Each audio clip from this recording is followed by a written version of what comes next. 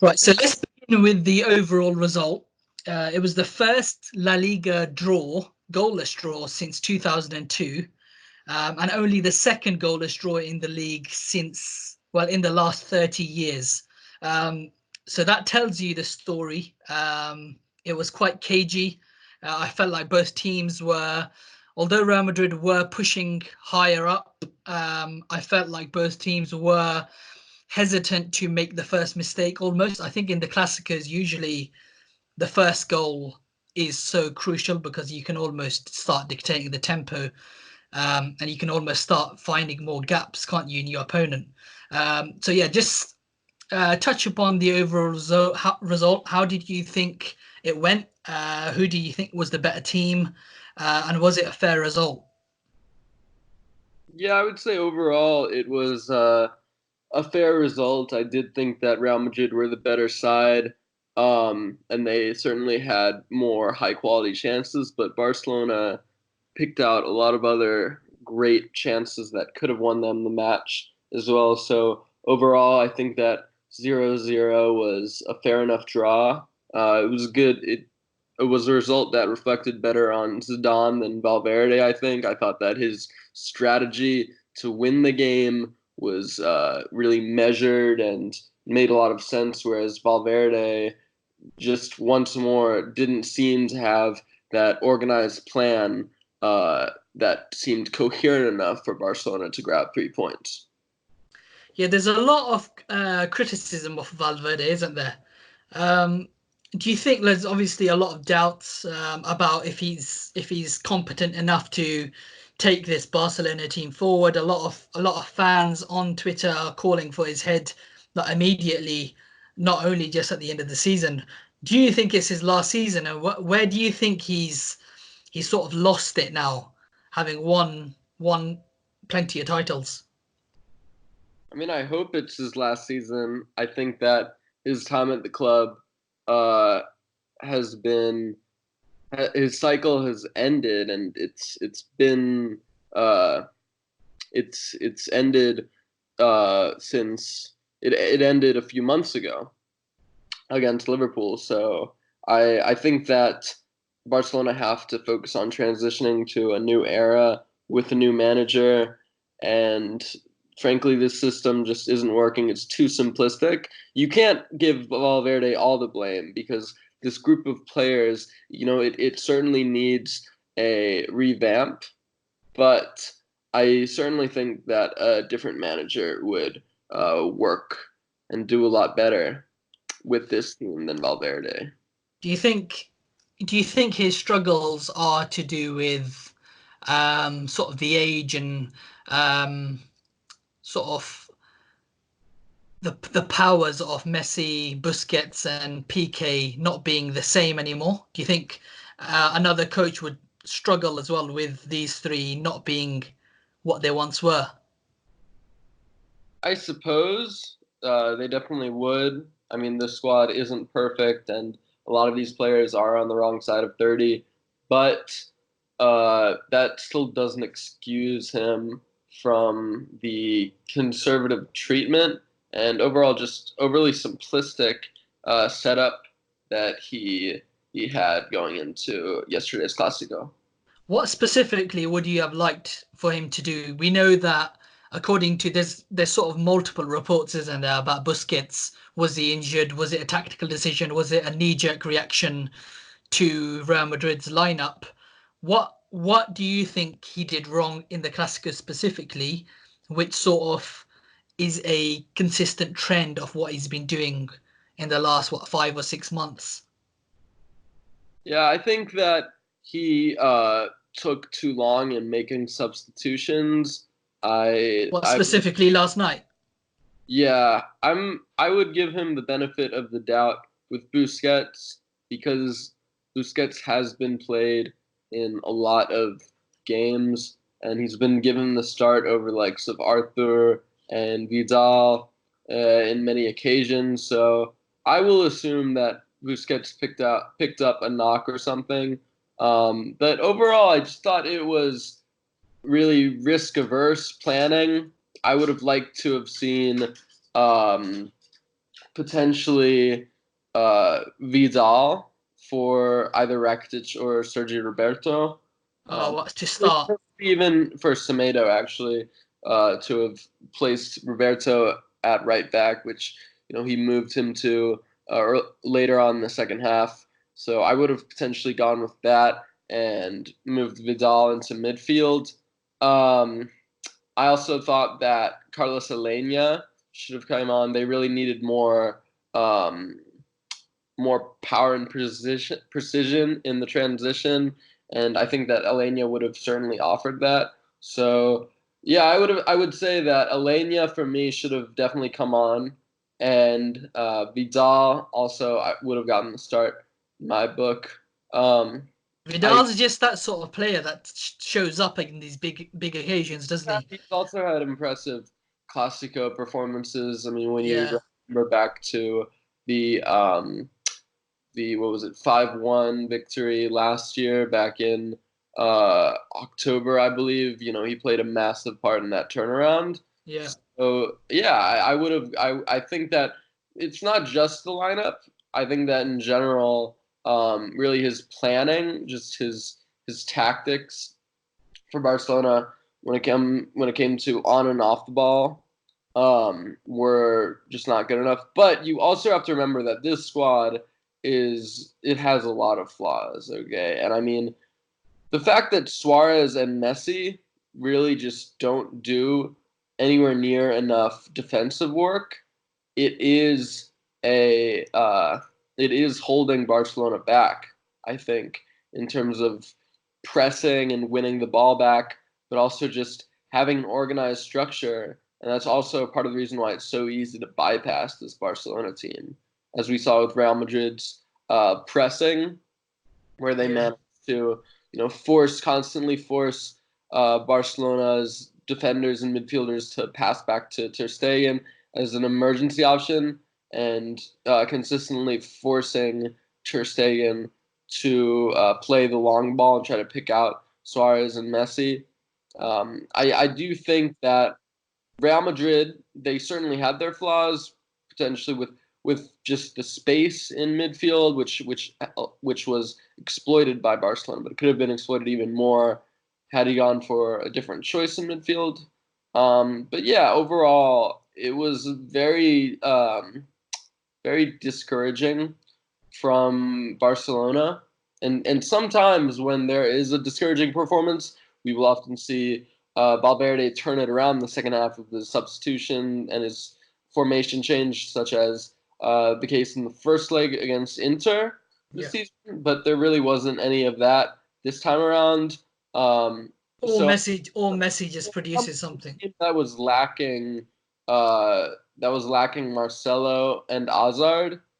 I would, and the two of their biggest contributors going forward, two players who have been especially key in making that left flank click. For them to go out there without Marcelo and Hazard available, and to manage to carve out more attacking chances, and whereas Barcelona are being completely stale and conservative, that definitely says a lot about where Zidane and Valverde are currently at their clubs. That's brought us nicely onto Zinedine Zidane. It's a complete change around, isn't it? From, let's talk about, I don't know, PSG, the first time they met in the group stages, absolute battering Real Madrid received. He then put Fede Valverde in midfield.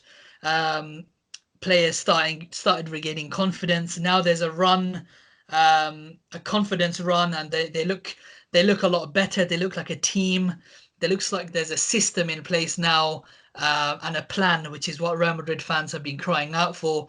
And it's something which Real Madrid fans have criticised Zidane for as well. They almost compare him to Valverde.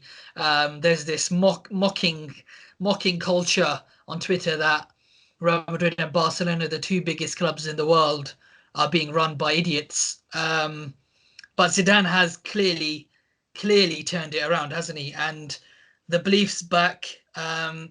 Just briefly sum up what you think of Zidane and what you've sort of analysed in from him and how he's sort of gone and changed Real Madrid.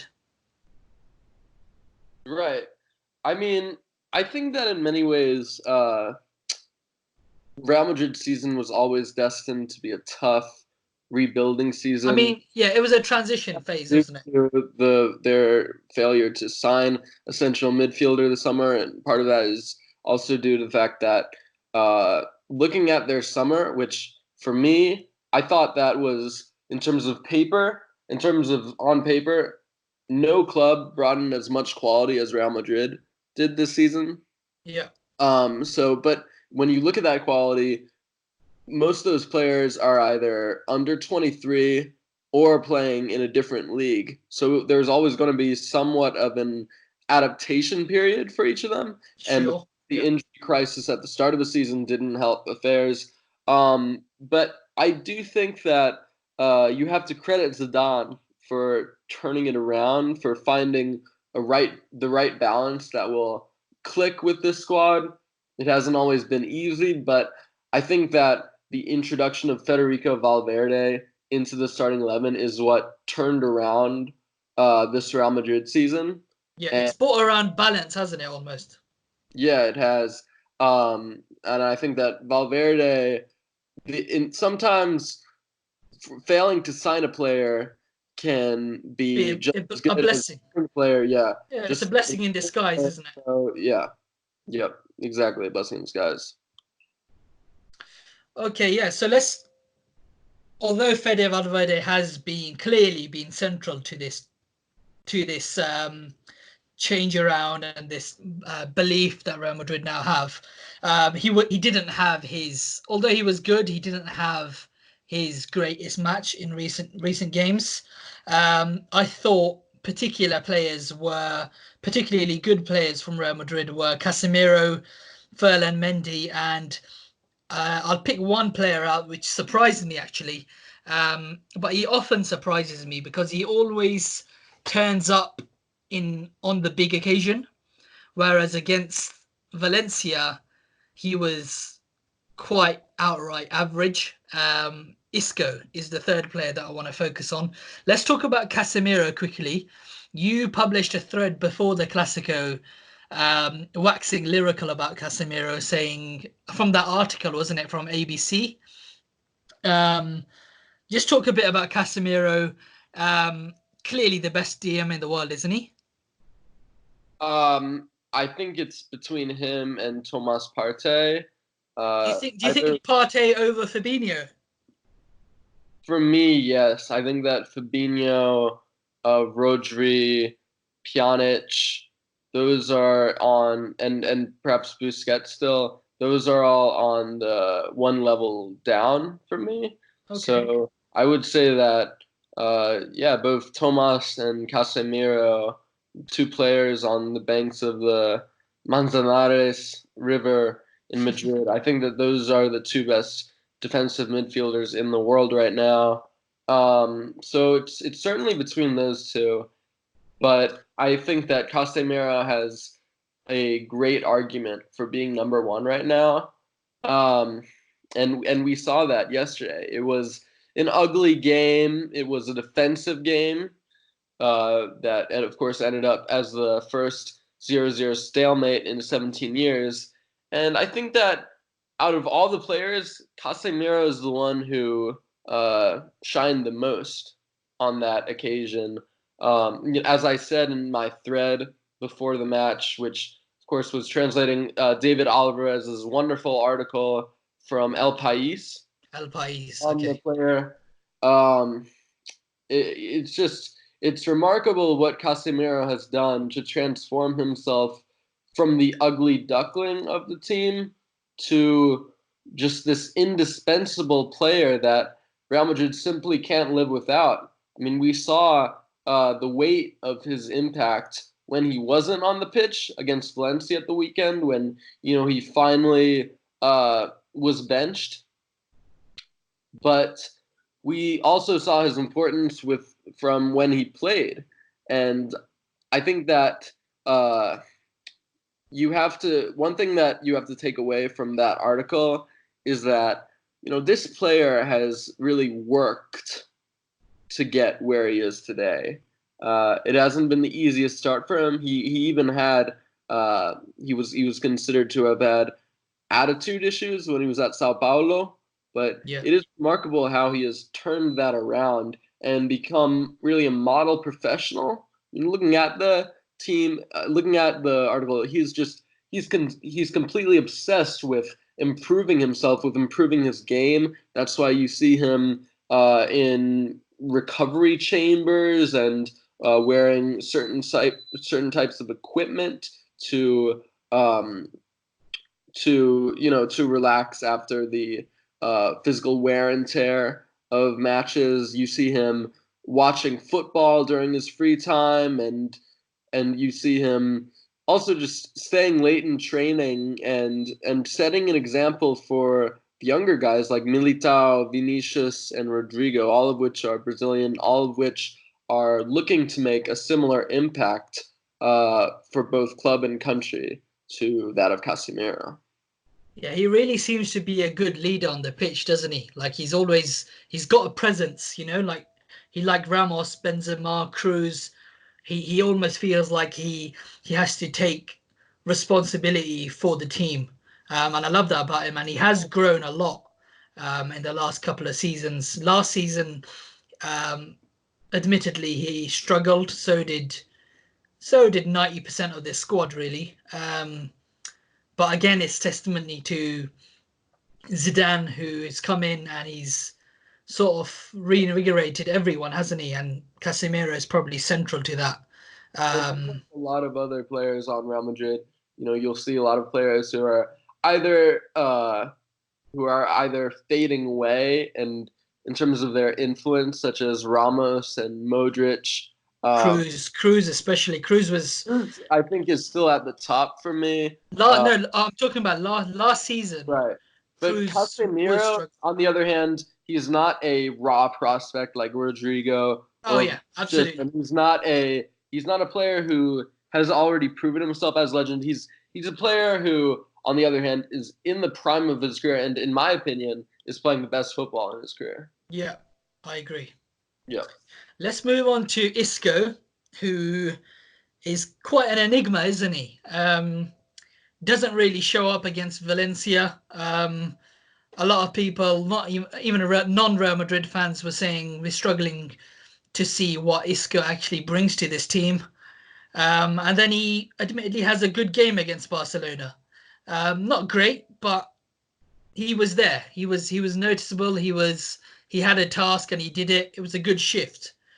Talk to me about Isco and what you think the future has for him. Do you think, like me, I personally think this should be his final season, not only for Real Madrid that they need to move on from him, but I feel like the player needs to move on from Real Madrid. He needs a new team, maybe a new coach, a new atmosphere to reach that next level, which we were promised, but we haven't really seen, unfortunately, from a player who's quite clearly a magician on his day.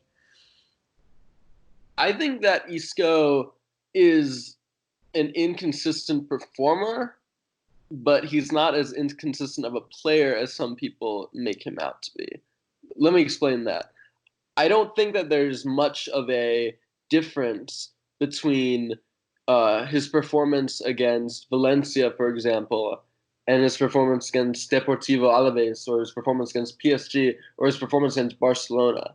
I think that Isco is a very specific player who thrives in a certain set of circumstances and struggles against certain types of opposition, such as Valencia. And I don't think that the difference in performances is so much the issue as it is the fact that Isco simply can't offer that same kind of impact and influence against certain types of opposition. So you think Valencia wasn't made for him?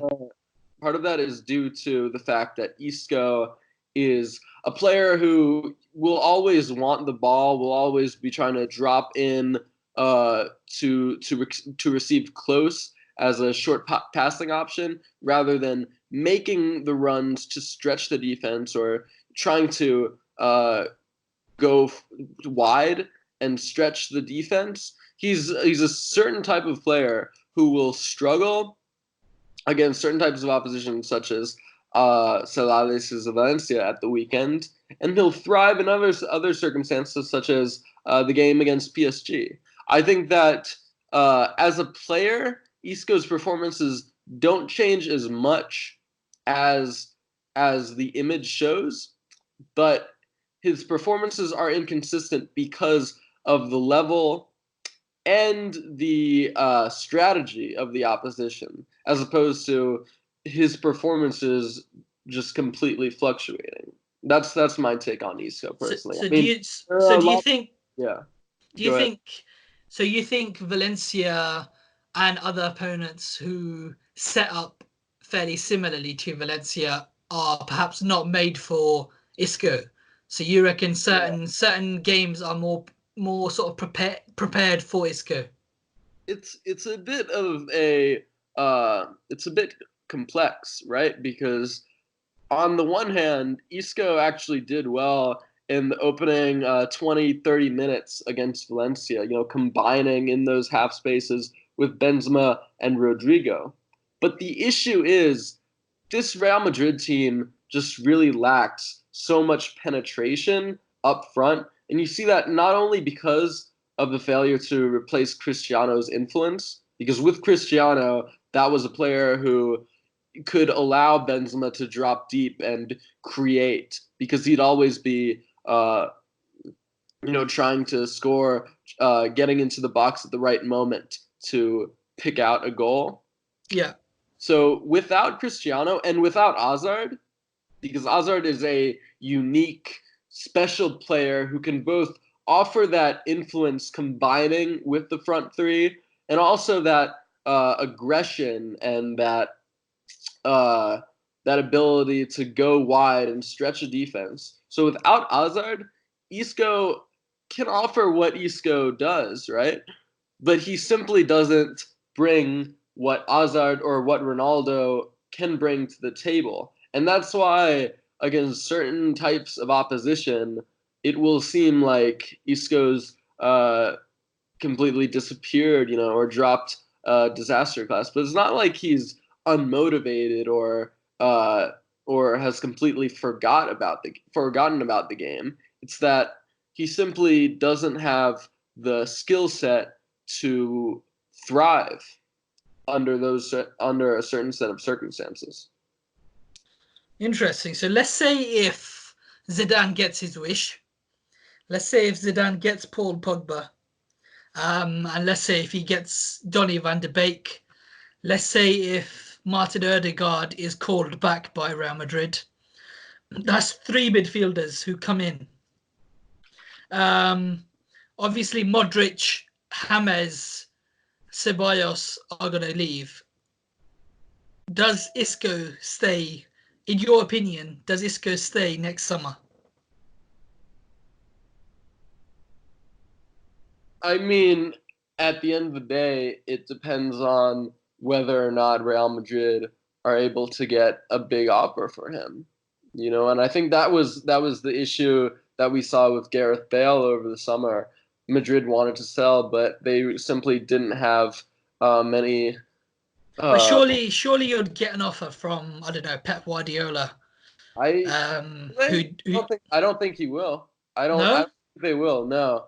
I mean, with David Silva retiring, I don't think so. I mean, for one, I think that Manchester City are pleased with the performances of Phil Foden, but if they do get another attacking midfielder, I don't see why it would be Isco. I mean, Isco isn't a young player anymore. For me, he has never given the impression of being able to thrive in the Premier League, and he's also inconsistent and a tad injury prone. So I think that if Manchester City do decide to replace a club legend in David Silva this summer, and they're going to spend big, and I think that uh, they're going to aim higher than Isco, in my opinion. But time will tell, of course. Very interesting. All right, let's quickly go on to Ferland Mendy, just touch upon him. Um, you mentioned during the summer that he was the best left back on the market. I am completely in love with Ferland Mendy from his early Lyon days. What a player. He's settled in well, hasn't he? Although a lot of fans are criticizing him going forward, and I understand that. Surely he's going to only improve, isn't he? Yeah, I've been a big fan of Mendy really since his Lyon days, and I really wanted Barcelona to make a move and sign him, but it was Real Madrid who got him instead. Um, Overall, he has impressed me. It isn't easy to go from a feeder club like Lyon to perhaps the most demanding club in football in Real Madrid, but he has shown signs uh, of making it to the top level. I think that obviously he doesn't offer what Marcelo does going forward. I mean, no left back in football does, but defensively, he's shown to be extremely competent, which is a surprise because there were times in Lyon where he did seem to be unfocused defensively. Yeah. But I think that while he doesn't offer the same kind of precision and productivity that Marcelo does going forward, he is showing signs of becoming a very complete left back.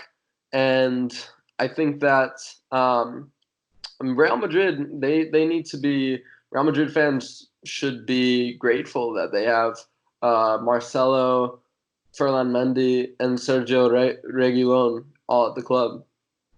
Yeah, and then there's Ashraf, who's played left back as well. There's a lot of options there, isn't there?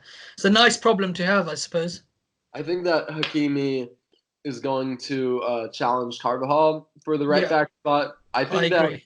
it'll be interesting to see what happens as with regard to the left back spot. I mean, I think that Reguilon might go out on loan again, Yeah.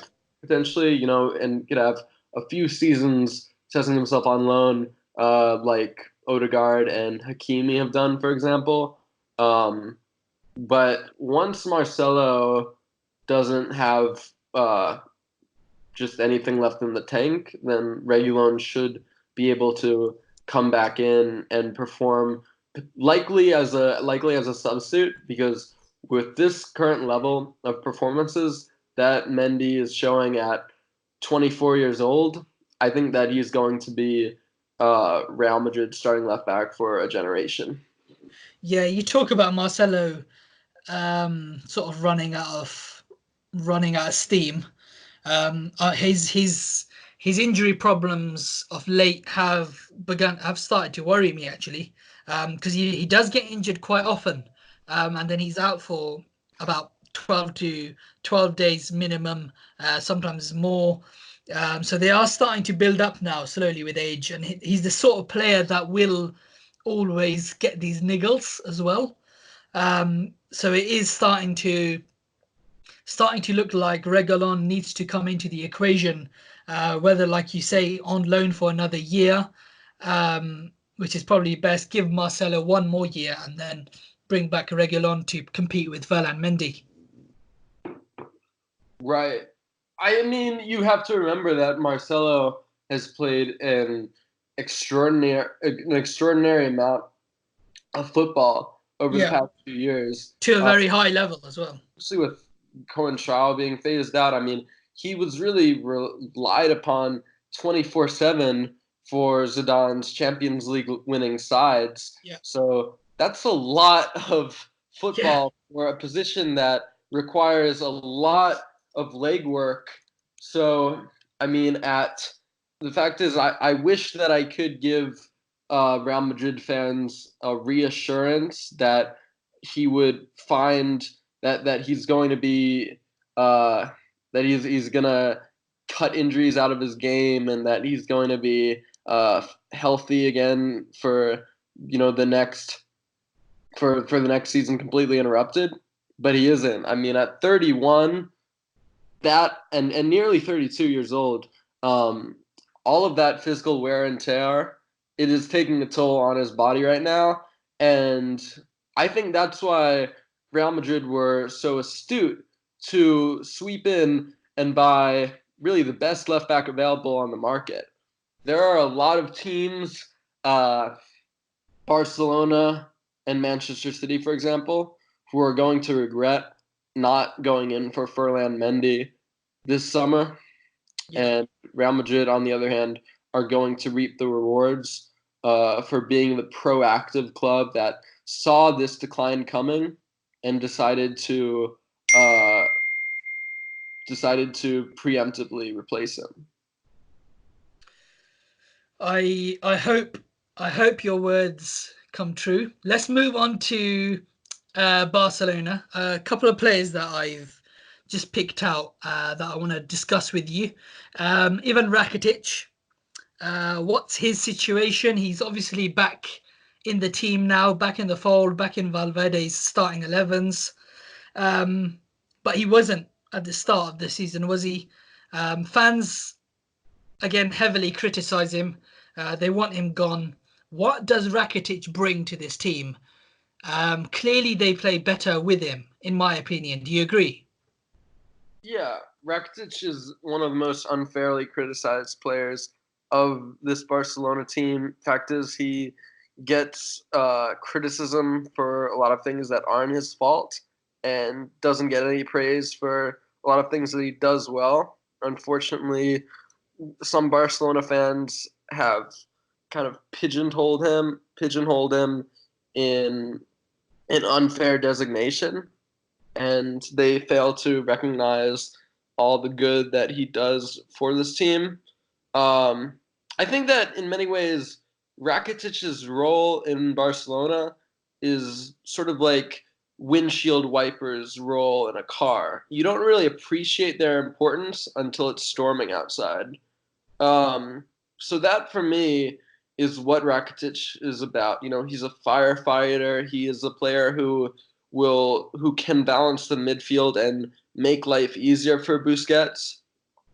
I do think that Barcelona need to invest heavily into their midfield in 2020, as I don't think that it's wise to rely on Rakitic and Busquets anymore.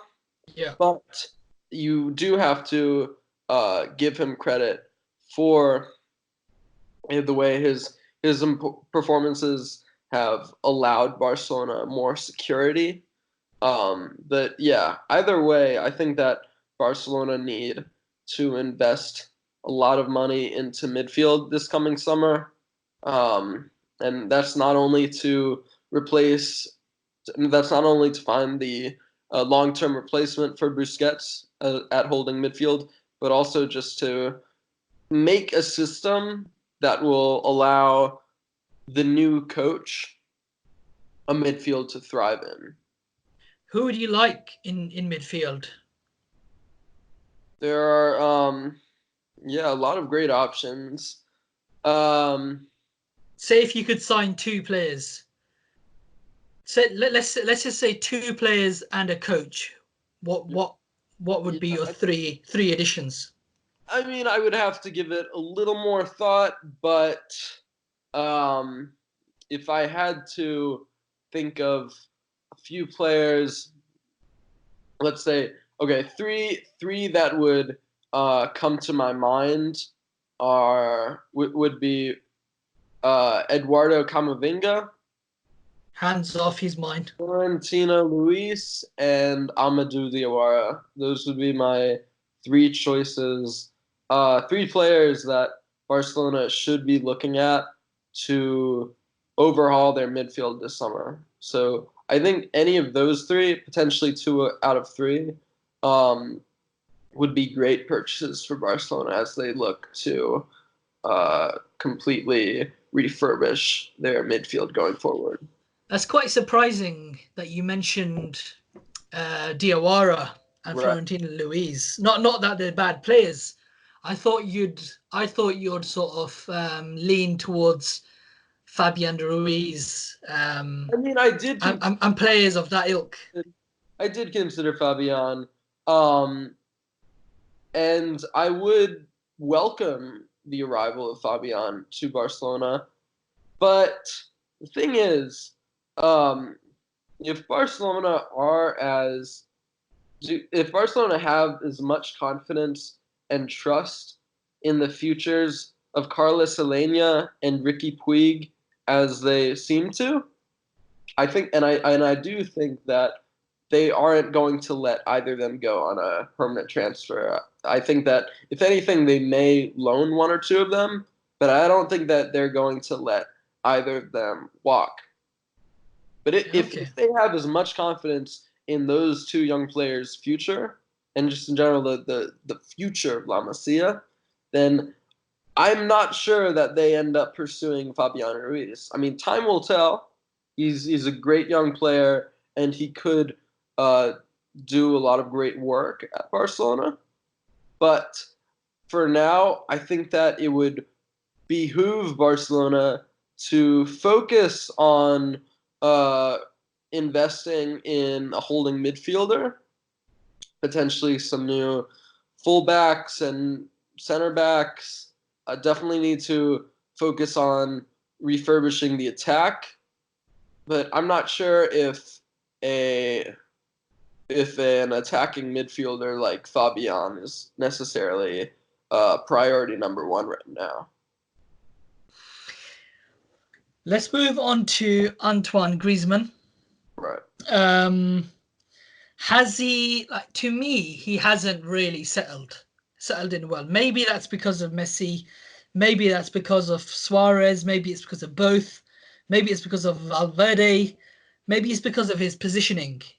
But he doesn't seem to be at home at Barcelona, which means to me that they are going to target a number nine, not to replace him, but they will target a number nine in the summer. Talk to me about Griezmann. He sort of went missing last night. Um, just give me what you think of him, of his Barcelona career so far, and if I'm right in thinking he is struggling. No, he did go missing, and that has been a common theme for him this season.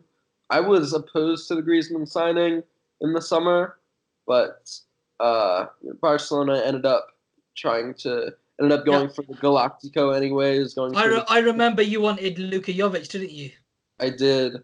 But anyways, I mean, he's a Barcelona player, so you have to support him.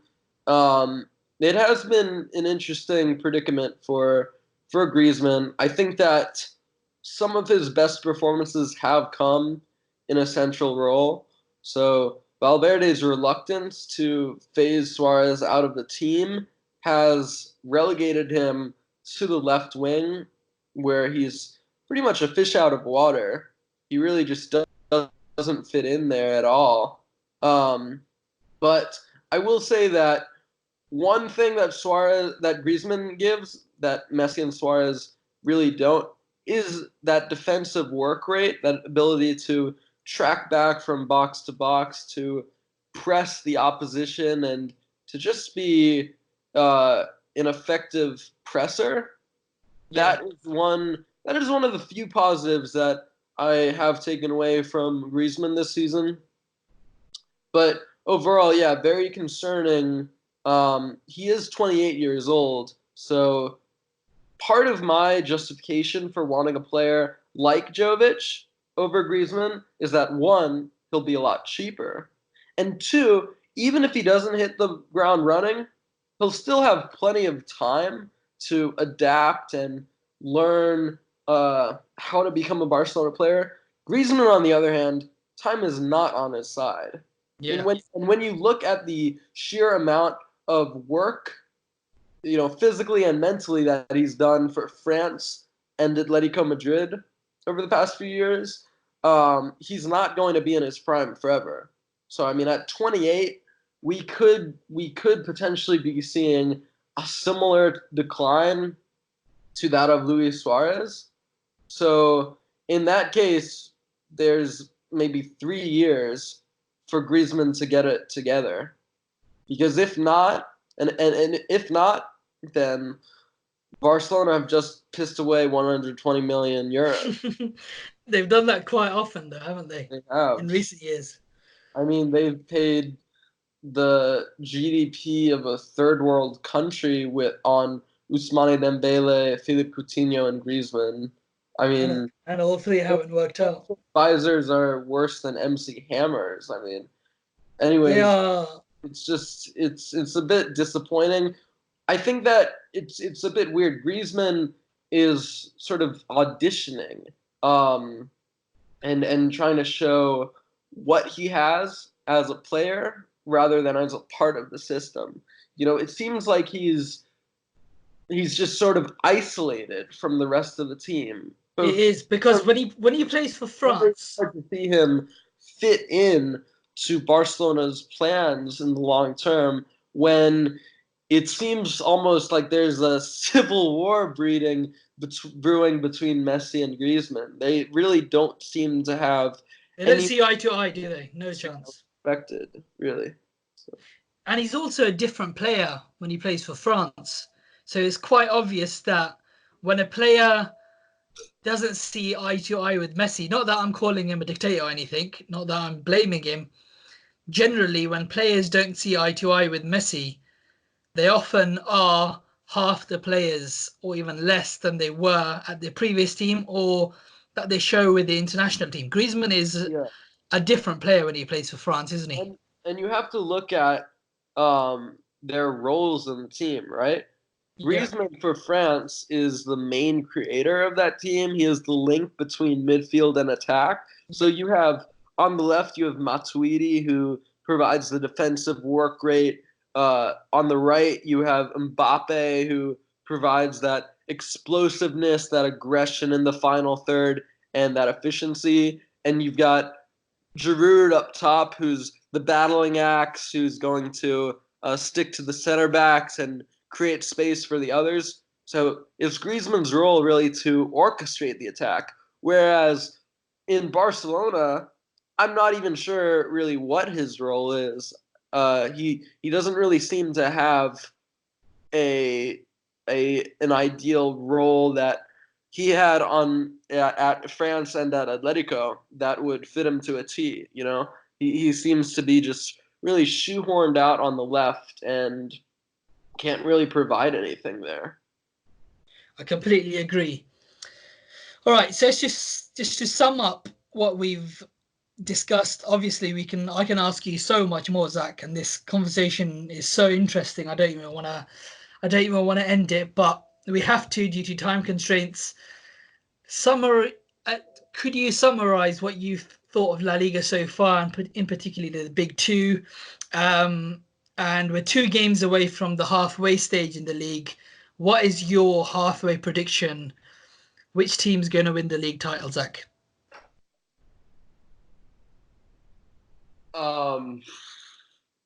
Still a lot of Liga left to be played, but if I had to go for a prediction, I would go for Real Madrid.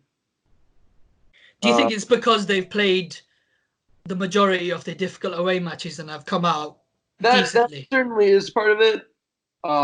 Another part of it is, look, it is very hard to win 3 league titles in a row, as well as winning 5 league titles in 6 seasons. And I know that Messi is a miracle worker, so no matter what, no matter how much money Barcelona piss away over the next few years, they will always have a shot at La Liga because of Messi. Yeah. But I just think that this Barcelona team is so flawed and so simplistic in its tactics and so vulnerable off the ball. And part of that is due to failure in squad building. But I just think that this Barcelona team has so many issues that I'm not sure they have what is required to beat out this Real Madrid team. And Real Madrid, like I said back in September when they were struggling immensely, I still don't think any team brought in as much quality to their squad this summer than Real Madrid. Yeah. So I think that with the passing of time, you will see better performances from Jovic, better performances from Militao and Hazard and the rest of the crew. And in general, this team is starting to find its form again under Zidane. So I think that it's almost like a new manager boost, really, to look at Zidane. That same boost that we saw with Barcelona back in 2017. So it's that same kind of boost that has turned around Real Madrid's fortunes. And overall, I just like the balance of this team a lot more than that of Barcelona. Barcelona, on the other hand, seemed like a top-heavy, if you will, team, whereas Real Madrid seemed to have much more of a disciplined and organized structure. And if Hazard can stay fit, because Hazard was a phenomenal player behind Chelsea's title victories and also their top 3 finish last season. So if Hazard can stay fit and maintain that level of performances, I definitely think Real Madrid win La Liga.